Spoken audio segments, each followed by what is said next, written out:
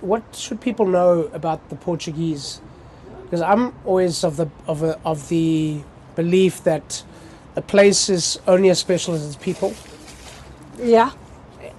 Of course, you have to interact with them and you have to come across them in very touristic places and things that sometimes is difficult. But I mean, you've got a real insider's perspective into the Portuguese people because you're with one. Yes. What do you want to say about the Portuguese?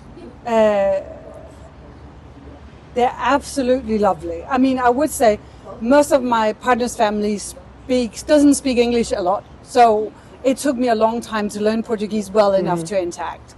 But once I got there, it was lovely. It was really, really lovely. I think people are very embracing and warm and very open towards other nationalities. Yeah. Very embracing of different cultures. Yeah. They love to learn how to say skål and do Danish dishes and try different things. I think that's so wonderful.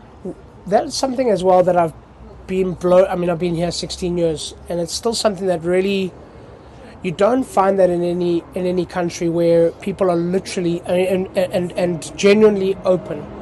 I'm from South Africa. I've never ever had anybody say a bad word. I've never had anybody. I mean, South Africa's got its own really bad history with apartheid and everything. Yeah. But I've never had anybody kind of give me a hard time about that. Where if I've got other countries that I've gone to, it comes up, you know. Okay. And I'm like, why? Why are the people here like that? Because every person that we've interviewed on the podcast, every foreigner that I've come across, no matter where they're from, they feel welcomed here. They don't feel judged. They don't feel... Yeah, I would say there's a backside to it as well, because I'm sure a lot of it has to do living with the regime. Yes. For that many years, that something happens in public and something happens in private. Sure. And I would say I find it quite difficult to make Portuguese friends. I find them a little bit hesitant like that, and that's because I don't have a workplace and I don't have kids as well. Yeah. So I would say there's some of the obvious Yeah. places where you get to interact and meet with people I don't have. So I found it quite a hard task to find Portuguese friends.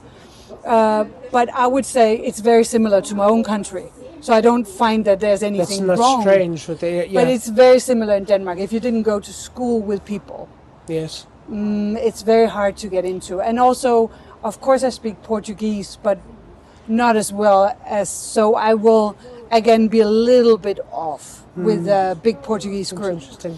So I'm very dependent on finding people that I connect with and that I can meet one-to-one, because then I'll be able to manage. Yeah, it's interesting, but because they are quite standoffish, they're quite shy. Yeah. I do find that their circles are very, very closely knit. Very tight. My first friends that I met in Portugal was through work. Yes. Because I had work here. Yeah. Outside of that, then it's been people that I've met through my wife. People that I've met through my kids. Yeah. Through the local rugby club. Yeah. Things like that, where you go, okay, these are friendships, but if it wasn't for my son or my daughter or my wife, maybe, or my work, maybe that would have been a little bit more difficult. Yeah. But it's not because they're rude. I don't think. Not at all. Yeah, They're it's just. I interesting. think they're very similar to Danish. I mean, it's a small population. It's quite homogenic, and also the huge amount of pressure that they have experienced since the financial crisis. Yeah. I can only imagine what that's done, both to like the mental health side of it, but also to the perception of how they experience their country is being invaded a little bit, right, by other nationalities.